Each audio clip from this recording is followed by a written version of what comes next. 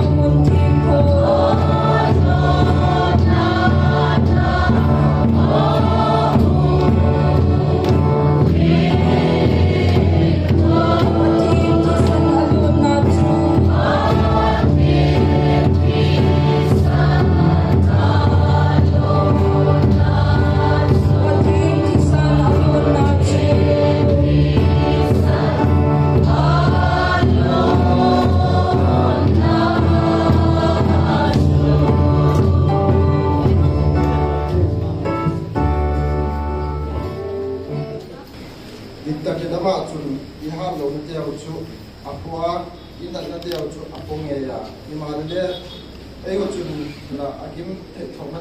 chẳng thế chú phát hiện dẹp lệ số kim thế in ai và mà để ama chú ibo xin nó tiêu dễ ta sụp đều mà mình mà nó phải đổ nó tiêu dễ kinh dẹp thì phải nấu mà thắp môn nó đi mình dẹp nó một chú chú anh em nó còn có chú sụp tama ôn tao thì sai cũng xong là nó thuộc trái đi về trái là Lalpan atau yang di sini dia cocok cila dua ratus cepat. Ini mana di program dia pada di sebelah. Dan worship service dari Asia Good Friday 2025 ani somlegi April ahun ni tak ni apa tak macam. Amun MTBC ni kita tubi rom bung thum sang som ni hiam di lok kedua. Speaker pastor retired di thang pasai hauki unbal tu tangwal thang kulen kaya un hon pau chamna limoi kim phupon hun secretary hi ul chairman ni pau cham gon na pam te hun special number tu form la form phatna pro pastor mangun thang su ke pathian phucha na pastor retired di thang pasai hauki Sacrament service le di pastor Paul di opsakin na un khat pau chamna pu ma yang chang chu un hona program ye din tun bang kim ikipat na limon un hon pau chamna mai kim pau chamna ho so ta tugen ding pa pastor pa ba chang un teneng Rom bung phum na chang som ni le bu rom bung phum chang som ni le bu tu in chu ama diktat na ek sak na dingin miem te gi lo na chunga thu nei tai zigol chun pathianin adiktat na ek sakin isu tak sang thapot te chu im chan na aketai dalbani chan che to din rang e sak saken na dunin iawa Good Friday ni lalpai se kristan e go bigilo te tandinga rosleka ang thi ni aya lalpai sun e wadinga ang thi ang bol ching te ni tunin gensem pointing ilele ngai to itingon some numbers le som le group na again bolin chang group yer ko hiding in cha lalpan chunga thil e hi sakte je kin tunin ama bang ka pe thum ding yim ti commitment ne cha back in lam kile it bi the na ko e ka de ma singa e formality tuni Good Friday je ka ki koma anya chi kit mai ni lo dingin lalpa thagau hi chel ni tingon lalpa thagau hi athaka chen chil na lalpa thagau chen chil na hi chan ki thi na dingon di Bible sang sim teole dunia athung gen ding te cheng hi lalpan e man son sa la don function na chung nei Nung sin na nazamin natin para kung kapapatihin. Termasuk apa? Pun jadian teman pasuk lain. Ama sa penin lalpa bin su pasa kinum henla dunia ki khom chen Good Friday chibai kain wale ama sa penin ki pauma something lai lai mu khak lo Good Friday 2025 chalan pa sa limu wa zela dinga hin patin thun sa igen sak ding le an the ke hop sak ding pastor retired di thangko sei amane ki chela pan le ki pa umdang mai na san sa ka chu ki pa thu a vel mali kyan hi tuan pastor pai khadim din san ki pa we ne bibi den tu se sa don ale ki ka ni le pastor nu le ahunga hum kum na dem chu hem pa pastor nu mi na hi le nu vei kon ning hau kim no ahunga le hum din sa le ki pau mi ne hum tung nai lo no a kho koi dan le hum kun pa te le na la sang he ni pastor pa chung sang hi kau khat ka wa gyan no ma bi pi te le han nom ni a ama hi asap chum hi and Wolzang ECA Church here kum 2021 khan Molnom ECA Assembly na chun pastor retirement anamua amao ni nupan hin pathina pat a malsom na gila ka phungsan sa ko nei wa pasal nga hi a nu mei li ha pasal nga la ka liin jian ne ya khat tang wal ya tang wal pa hi tu lai ta ga hi punya mo punya hotel lama sema chule nu mei li la ka ni in pasal ne ya ni nungak ya nungak te ni he Hyderabad ang company asem hi di chu ewa kyan ewitin chule pathe mal som na tu pasal nga le tu nu thu amuta a phama man chu ka bagyan no ma chule tu chu nga de ri ahum na hi ase ke bahim ti le acha te la ka ali na pa hi kidney failure se ka kidney transplant na ki bol 2024 December 19 aka kidney transplant na ki bol he a amun sui le Manipal hospital mo kai Manipal hospital ki se ni a ada aloi nu to thatu me ru ka lai ti ha dam no se ka ho he a chule wa dam lo wa he cha ni nai lo hi se ki tin sum mi te a pat a sab sum mi te pathe ni cha le daw bang sa ni pau cham sa ki ti ki jo ama wa pat chil lai a ki pa kum tak zet a chan chu pastor pa chung sang ni ba kya tin pastor nu le hung ta a dan deu le bak sa ki tin non dunia ka ba gyan nok chu dan khan le dan le hung to tu hung gyan ko win tin program ki zo le refreshment min tin ko ma po dok lo wa refreshment ni bol ni zo chu le len khom na khang lai apui tu ding khang lai te hin tin hun bang lo wa refreshment bol su nga he kin the lama len khom na so phan ni tin nun zo tin chu le an ko lat na he i han di kan ku son din hai le sa kun tin an le khom na he mass committee la khang lai ten asai ni ni chu ni ba ki ya lo sa tin ko ma refreshment ne lo wa an ne lo wa chi lo de ge ki chi lo wa in fact wa ne khom yu ki chu ko ba gan mo ma tu ni hi ni da ngai ki khom na sa ma hu liao zo mai te ya ji chu pathe den best man ai lo ki khom na ding mun hi ai ma som nai lo ji ko mo au sam nan hai te nun ni a ki mang hi ji ki te da na nam thei wa munir ka su nga hi le amun ho te le an ma ma ji na yu wa nga pa wa NTBC te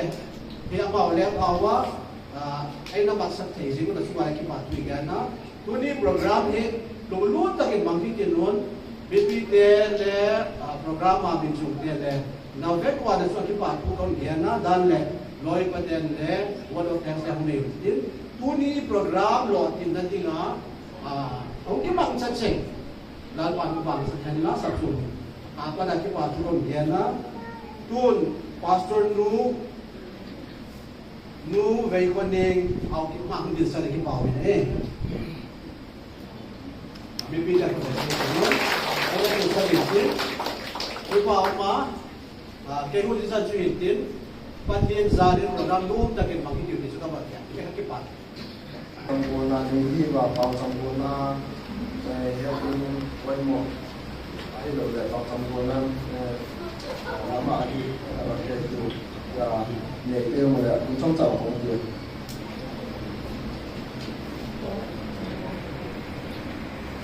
ai mai tu du thai dan che nan pau chong ni du na su ne dun cái sai anh luôn thấy anh cần người để làm việc thằng chị thằng chị làm việc thì là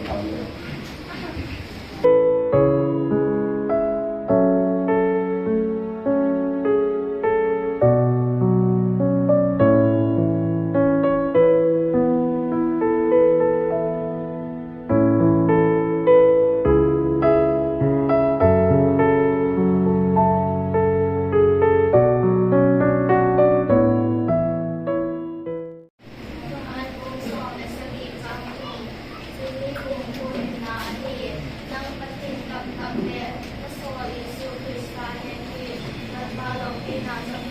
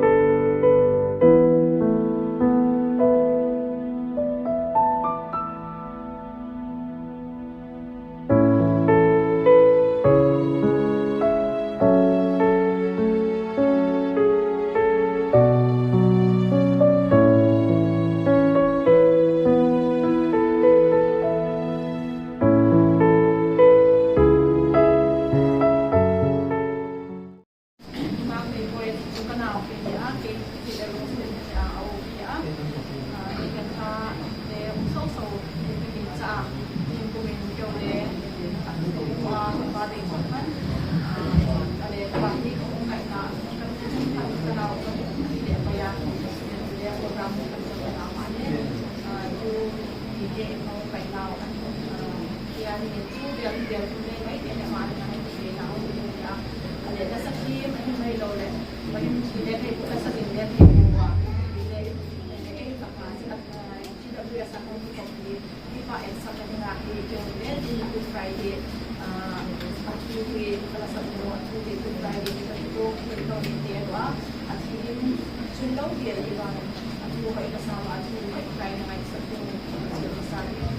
jadi loh Hãy subscribe cho kênh Ghiền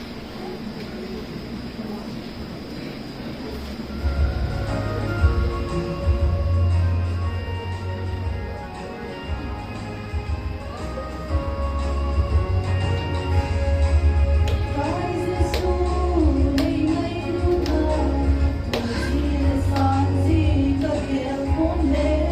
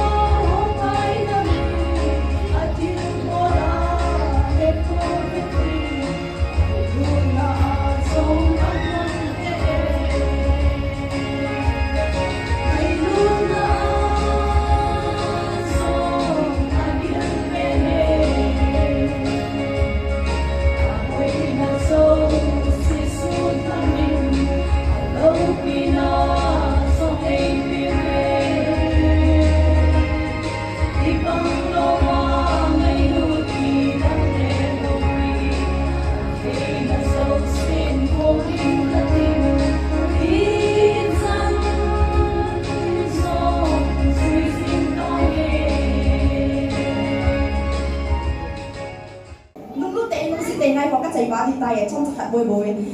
bahar ting long cái đầy lâu amun dòng cắt xí khá lâu mấy hình bao dòng kinh hiện lâu anh ấy hiện cái ta còn pháp cả buồn anh ấy hát là hình ta anh ấy hung hình ta cho anh ấy hung đi ông thì nào xong đi bahar đi ông cái này anh ấy hiện chúng ta lắc cả và là phải chỉ tiếng anh ấy em đi giờ ngã bị hình ngay hình ta chen khát xong cái này lâu ai mà ngã chung hầu in là giác lại cả hình nên tôi nhìn nó chỉ điều lòng ta hệ cái gì là lại cái ông chung hiện chỉ mà sang ai bắt thì có mà cái tàu hiện nào bắt thì hiện chỉ biết nu các cái việc gì vậy hiện nào cái tổ cái quay nu tổ cái quay khát xong cái lại cái nào ba tổ cái quay ba tổ cái hiện nào cái chỉ điều hiện nó nhìn chỉ nó nhà là cái chỉ đi là này phải cái chỉ tại này mình bị cái cái chỉ cho anh ấy chỉ phải bay một cái phụ cho tao cho bay một cái phụ này cái xin này ta chỉ bị một cái nào hiện chỉ xã lắm à thì nói nặng nọ là bắt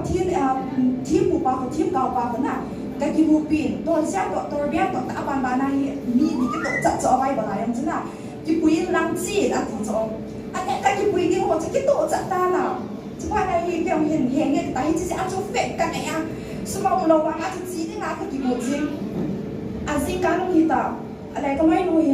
số mấy ít chỉ đâu hàng ít chỉ lâu đâu hàng cái cô nhìn nè cái bông ta cái nào bay cái ông xuống trong lâu á chỉ thì tay chỉ đâu hàng cái cô nhìn nè cái cô nà cái cô mà ta cho xuống trong đó cái cô nó hề tôi nó hoàn cái lâu chừng bị bị má cái lâu mấy thứ phi nè ta sẽ đã chúng ta không có xảy đâu mà cái cô nhìn này cái cô sai cái đâu à bạn này nó khác bên này cái cô hiền ấy bằng ngang giờ nó khác bên này cái cô bằng ngang giờ ta sẽ đã nhắc khát xong luôn lâu hiện nào à xin trong mặt thiên nên ấy phụ pin nó bay vào trong chỗ nào cái gì vào chỉ là tiền giả số kiểu cái skill anh ấy cái anh khác bên này cái giả cho ôi ya bé trong cái cô nó qua ready à cái room mà ấy mà thò gì mà cho xung quanh lâu à cái cô mà anh ấy kiểu cái skill cái cô chạy chậm này phun cô không ta cho phun cô không yên tiền ôi ya đâu hâm chúng ta cái chỉ có lên là muốn cái con nó cái chỉ thấy lâu đi hình là nó chút sung cái nào bay sung như hút cái mà ổ à sợ nào quan trọng biết đã cái vụ cháy cháy vuông vùng này hiện nào à chứ mà cái nó gì cái nó đàn chứ bắt thiên tay mình chứ nào cái đàn chứ à đây cái chỉ đó đàn chứ cái chỉ đó sung cho cái là sang nhiều bị cho cái sẽ nào mà hai đi ngang chứ mà là cái hút tàu cái mà ta sẽ cái hút tàu là đi hạ làm thì mình phải là chứ win cái là chỉ định dùng cho vui thì nào anh ấy chỉ phải là we cái chỉ là để ôn bahasa năm bia cái gì cái tiếng nào ôn bahasa năm bia cái thằng cái tiếng chú làm sao mà bạn cho bia vui gầy vai gầy ta cho anh ấy chỉ phải là cái bộ làm tiền này làm sao đây là army kia mà tôi chỉ là sao này phải kia mình sẽ họ bị gạt những tiền họ gạt những tiền tôi mà hiểu懂呢tôi buông Israel tôi chỉ là sao này phải làm sao nữa nè đi chơi mà nào cái hiểu vậy cái ngáo vào cái gì cũng được làm bia tôi cái gì ngay tàu du hè cái gì cho cái gì ngay tàu du cái tàu đi là thu cái lâu làm bia chứ cái ngáo vào cái gì cũng làm cái gì đó cái tàu amen cái gì vậy làm sao nó sẽ họ sau đây phải cái năng chỉ tàu nào không cái gì phút tâm speak tại không thấy tin sát ăn tại cái mà sang này tạo ra cho tại ăn ngã gì tăng họ là ăn ngã gì nào cái họ sẽ cảm ơn một bình tin phải ăn cái gì cũng là họ ăn tin phải ăn cái gì cũng là cái gì đó ăn luôn lắm cho việc lẹ party nó cái chân này cái áo xóa hình phụ nào party tổ béo tổ ít bị ăn cũng ăn cả xuống thì đi vào ha ăn cái cái xuống cóแต่cái đầu là cái tổ chân cái đầu nó làm cho cái tổ chân nào cũng mau vào chứ apa nak kehong suang kasung aja patin nak kasau apa cái bà gì apa tu quay ham đây nè nó xây thì lâu lên có Christian cái su pastor cái gì rồi cha chú chỉ lẽ mà lẽ bây thì bao quý lẽ ngay tới lâu ông chân chỉ không thầu bà đây cũng chứ nào extra ngay là lâu rồi thì chỉ có xây nông dân cái này good Friday thì nhà cái test chung như khả năng và thì lâu pin là thì nào fake chúng ta hay gì à chúng ta đã xây hiện và thì như chúng ta lâu đi cái gì đó chứ nào anh thấy chắc nào và thì nào tụi nhà thì nào chúng ta đã xây hiện tụi và thì lâu pin là thì nào luôn xịt lâu lâu mình luôn xoay là tụi em thì nào chơi gì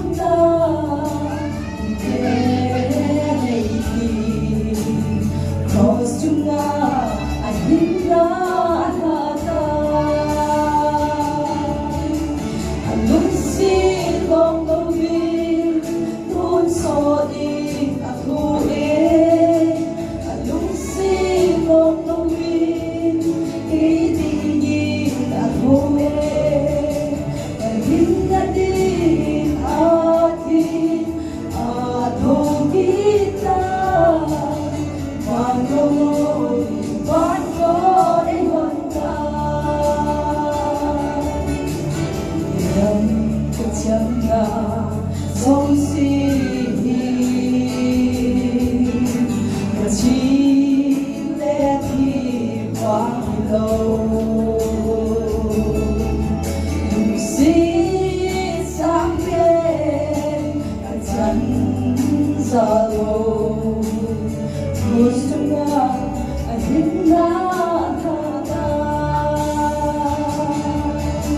ayong silong gabi kung soli at huin ayong silong gabi kailingin at huin kahit na din ating atong kita Ban ko lobing, ban ko ay honda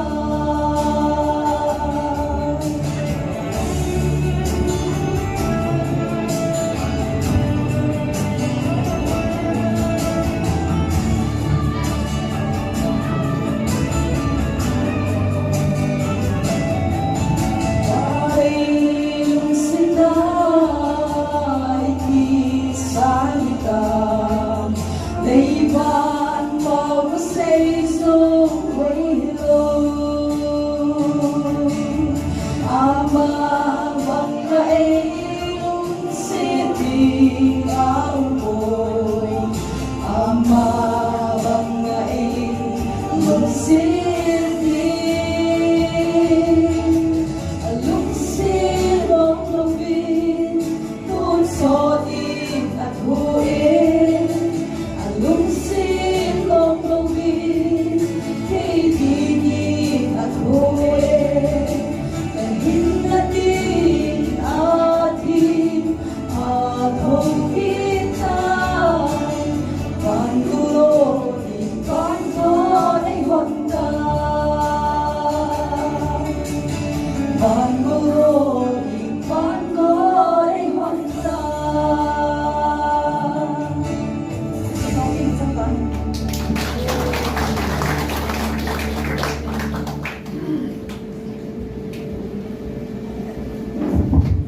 Channelar sang mga absorption na lang ng patang mo sa mga lato apa na i-praise and worship in the amount of fun kung klaro sa mga pati.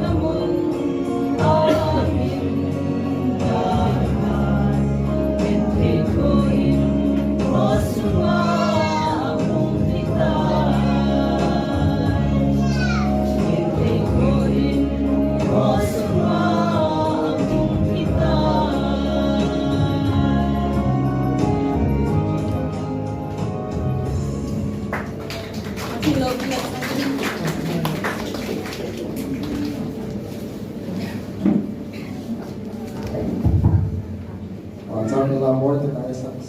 sa first worship ng pinalpatan, tayo mga song. Lahat, walang kapag na.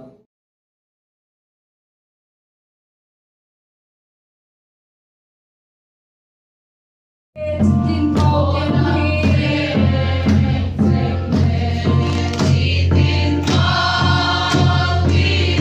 Wonder na pangagana